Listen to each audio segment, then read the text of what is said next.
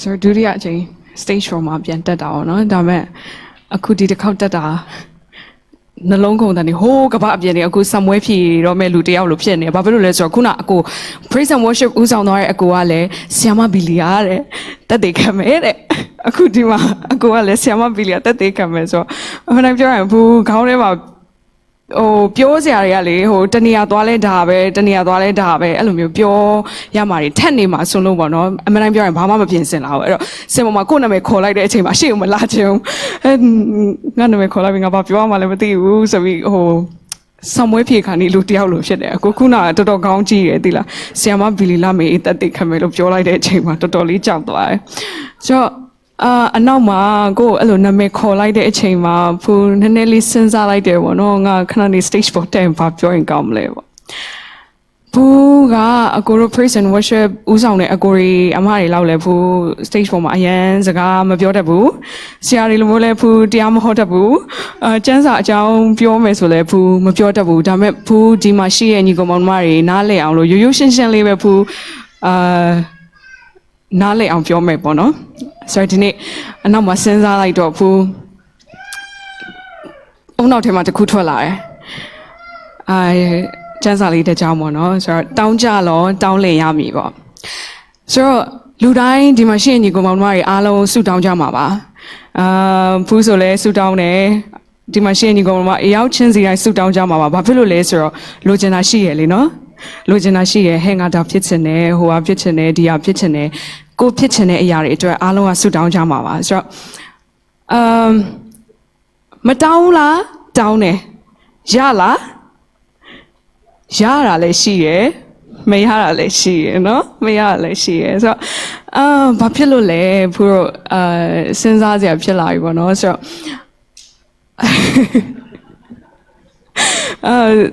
စဉ်းစားရဘူးဆိုတခါတလေဆိုလို့ရှိရင်ဘူးဆုတောင်းတယ်ငငယ်တော့ဆိုလို့ရှိရင်မမီတို့ဒယ်ဒီတို့ကတင်ထားပေးရလေနော်ဆူတောင်းလို့ရှိရင်ဖျားသခင်ကနေအောင်ဒါပေးမယ်အဲ့လိုမျိုးဆူတောင်းလို့ပြောရတဲ့အတွက်ကြောင့်ဘူးတိတက်စအရွယ်ကလေးကဖူးပါဆူတောင်းလဲဆိုလို့ရှိရင်ဖျားသခင်ဆူတောင်းတတ်တဲ့အချိန်တော့ပေါ့နော်သမီးကိုကားလိုချင်တယ်ကားပေးပါအိမ်လိုချင်တယ်အိမ်ပေးပါနော်ကိုလိုချင်တာကိုအကုန်တောင်းတာပေါ့နော်ဆူတောင်းတက်စအချိန်ကလေးကကိုလိုချင်တဲ့ဟာတွေအကုန်လုံးဖူးတောင်းခဲ့တယ်ကျောင်းတက်တဲ့အရွယ်ဆိုလဲအဲ့လိုမျိုးပဲဆရာဝန်မကြီးဖြစ်ချင်ပါတယ်ဆရာဝန်မကြီးဖြစ်ချင်တယ်အင်ဂျင်နီယာကြီးဖြစ်ချင်တယ်တောင်းတာပဲလေနော်ဒါပေမဲ့ဘူးဖြစ်လားဆိုတော့မဖြစ်ပါဘူးဆရာဝန်လည်းဘူးမဖြစ်ခဲ့ဘူးဆရာဝန်မကြီးဖြစ်ချင်တယ်လို့ဆူတောင်းပြီးတော့လည်းဘူးမဖြစ်ခဲ့ပါဘူးဒါပေမဲ့ဖျားသခင်ကသူဘာအလိုရှိလဲဖျားသခင်ကကိုရီစဉ်းစားထားတာတွေးထားတာတဲ့အများကြီးကောင်းတဲ့အရာကိုလုပ်ပေးရပေါ့နော်ဆိုတော့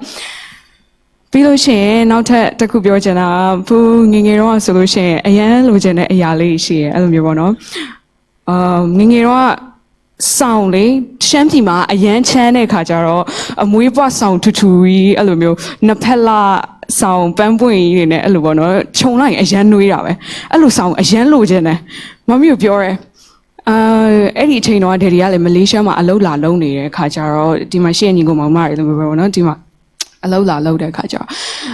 မမီနိုင်ငံခြားဆောင်အရန်ခြုံချင်တယ်ပေါ့အဲ့ဒီတော့ကိုကလည်းမသိဘူးကိုအဲ့ဒီမှာခြုံရတာကဟိုလိုဖြင်ချမ်းဆောင်လိုမျိုးပဲခြုံရတယ်ဆိုတော့မမီနိုင်ငံခြားဆောင်အရန်လိုချင်တယ်သမီးအဲ့ဒီနိုင်ငံခြားဆောင်လေးခြုံချင်တယ်ရမလားဆိုတော့မမဆူတောင်းဆိုတော့တောင်းတာပေါ့ဖျားသခင်သမီးနိုင်ငံခြားဆောင်လိုချင်တယ်အဲ့ဒီဖြင်ချမ်းဆောင်ပြီးမခြုံချင်ဘူးနိုင်ငံခြားဆောင်လိုချင်တယ်ဒါပေမဲ့ဖျားသခင်ကမမအဖြစ်အဲ့ဒီဆောင်လေးပေးတဲ့အချိန်မှာဖူအရန်ပျော်သွားတယ်ဟာဖျားသခင်က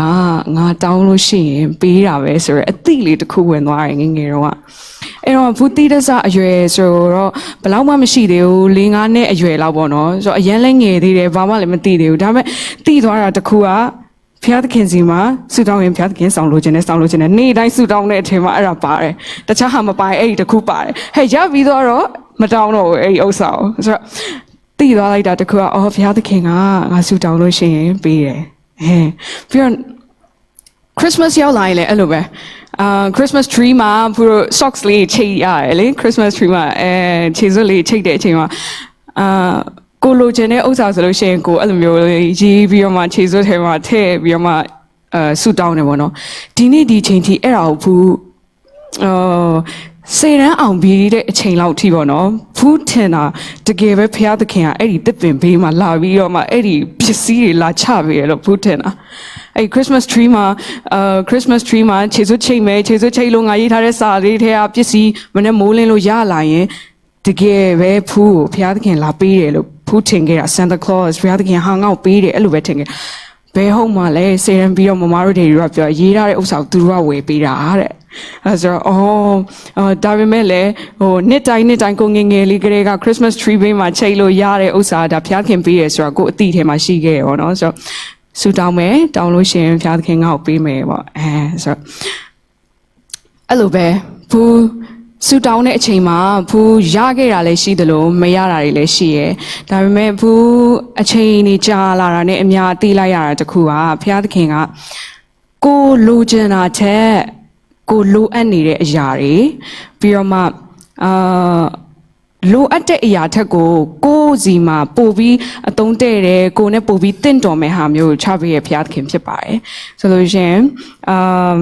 ချက်ချင်းလည်းမပေးဘူးအချိန်ကိုစောင့်ခိုင်းတဲ့ဖျားခင်ဖြစ်တယ်ဘာဖြစ်လို့လဲဆိုတော့သူ့ရဲ့သားသမီးတွေအရင်ပေါ့ဆသွားမှဆိုလို့ဆိုတော်တော်လေးချရထားတယ်အဲ့ဒါပြောဖို့တော့မကြောက်လို့ပြီးလို့ရှိရင်ဘယ်လိုပြောမလဲခုနဖူးပြောလို့မျိုးပေါ့နော်ဖူးဆိုလို့ရှိရင်ဆရာဝန်ဖြစ်ဖို့ဆူတောင်းခဲ့တယ်ဒါပေမဲ့ဖျားသခင်ကသူဖူးနဲ့တင့်တော်တဲ့အရာတစ်ခုအကောင်းဆုံးဖြစ်မယ်ထင်တဲ့အရာတစ်ခုကိုချပေးခဲ့ရပေါ့နော်ဆိုတော့ဖူးပုံပြင်လေးတစ်ပုဒ်နဲ့အဆုံးသတ်ချင်ပါတယ်ဆိုတော့ပုံပြင်ကယသိတယောက်အကြောင်းပေါ့နော်ဟိုးရှိတုန်းကတဲ့ယသိတစ်ပါးရှိရယ်အဲ့ရသေးရပေါ့နော်အဲ့လိုမျိုးတရက်သူအဲ့လိုမျိုးသွားရင်လာရင်ဆူတောင်းအဲ့လိုမျိုးဖြစ်ရင်လည်းတရက် church ထဲကိုရောက်သွားတဲ့အချိန်မှာလက်ဝါးကတိုင်ပေါ်မှာရှိရဲ့ယေရှုကိုသူကပြောတယ်ပေါ့နော်။ဘာပြောလဲဆိုလို့ရှိရင်တဲ့အဲ့ဒီလက်ဝါးကတိုင်ပေါ်မှာနေရတာတဲ့အရန်ပျော်စရာကောင်းမှာပေါ့နော်တဲ့ဘာဖြစ်လို့လဲဆိုတော့တဲ့တနေ့လူတွေကိုကြည်ရတယ်လူတွေလှုပ်ပေးခြင်းတဲ့ဥစ္စာတွေကိုလှုပ်ပေးရတယ်ပြီးတော့မှဘယ်လိုပြောမလဲအရန်ကိုပျော်စရာကောင်းမှာပဲနော်လို့သူကအဲ့ဒီလက်ဝါးကတိုင်ပေါ်ကယေရှုပြောတယ်တဲ့ဆိုတော့ဒါကတော့ပုံပြင်လေးပေါ့နော်ပြောတဲ့ခါကျတော့ယသိကိုလက်ဝါးကတိုင်ပေါ်ကယေရှုကဘာပြန်ပြောလဲဆိုတော့မင်းတရက်လောက်ဒီမှာလာနေကြည့်မလားတဲ့လာနေကြည့်မလားလို့ပြောတဲ့ခါကျတော့ तू ကအရန်စိတ်ညစ်နေတာဟိုသွားလိုက်ဒီသွားလိုက်အရန်စိတ်ညစ်နေတာဆိုတဲ့ခါကျတော့နေမဲတဲ့ဘာဖြစ်လို့လဲဆိုတော့လှုပ်ချင်တာလဲလှုပ်လို့ရတယ်ပေါ့နော်ဘာဖြစ်လို့ဆိုတော့ယေရှုဖြစ်တယ်ဆိုတော့တကူလည်းရှိတာပေါ့တကူလည်းရှိရယ်ဖြစ်ချင်တာလည်းဖြစ်လို့ရတယ်လှုပ်ချင်တာလည်းလှုပ်လို့ရတယ်ဆိုပြီးတော့မှနေမဲတဲ့โอเคအဲ့ဒါဆိုလို့ရှိရင်မင်းနေတရက်မင်းကိုခွင့်ပြုပေးလိုက်မယ်ဒါပေမဲ့တခုပဲမင်းရှိမှာဘသူတွေပဲရောက်လာလားဘသူတွေပဲဘာလို့လို့ကြည်ပဲကြည်နေရမယ်ဘာမှပြန်မပြောရဘူးတဲ့သူ့ပြောလိုက်တယ်ပေါ့နော်ဘာမှပြန်မပြောရဘူးမင်းစိုးတဲ့ကိစ္စပဲဖြစ်ဖြစ်ကောင်းတဲ့ကိစ္စပဲဖြစ်ဖြစ်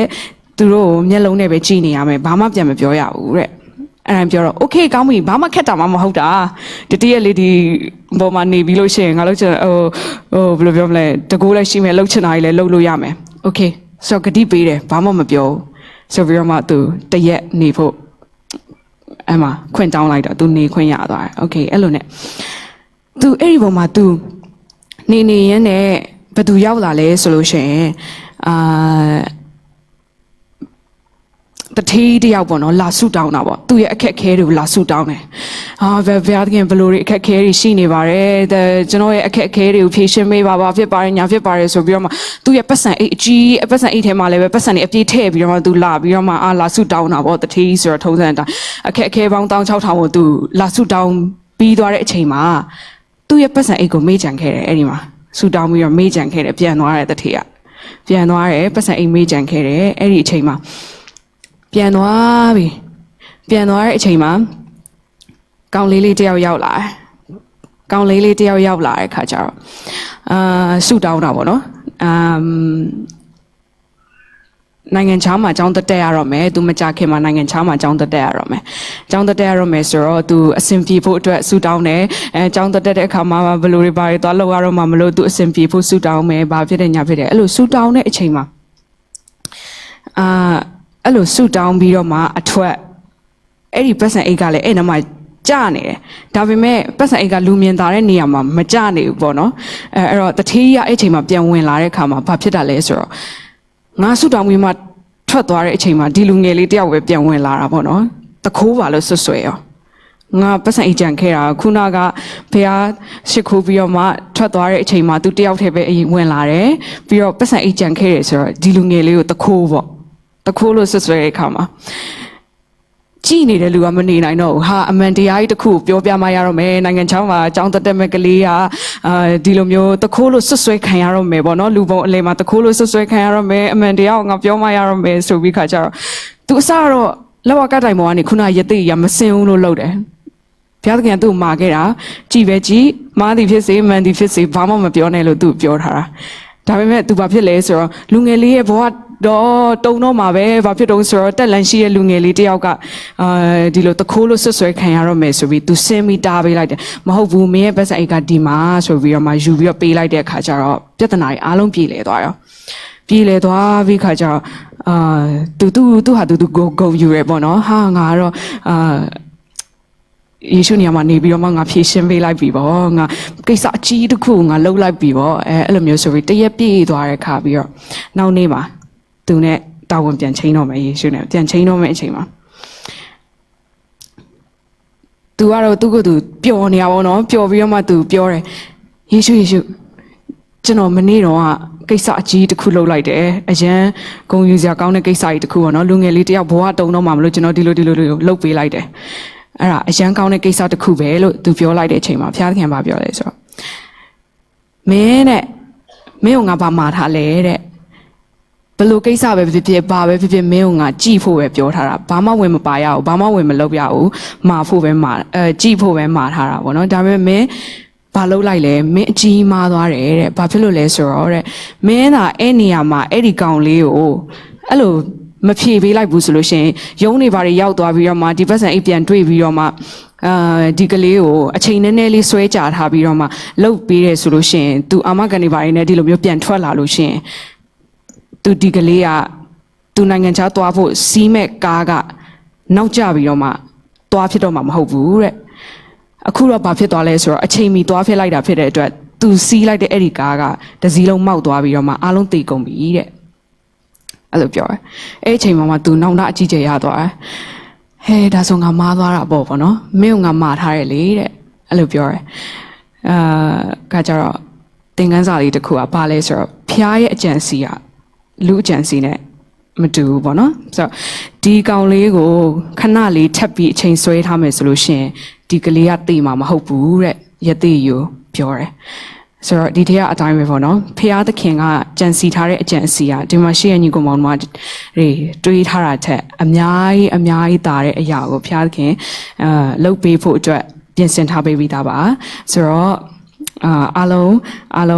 ကိုလိုချင်တဲ့အရာတွေကိုလည်းဆူတောင်းပြီးတော့မှအများကြီးဖျားသခင်ကကောင်းတာတွေပေးအောင်ပါလို့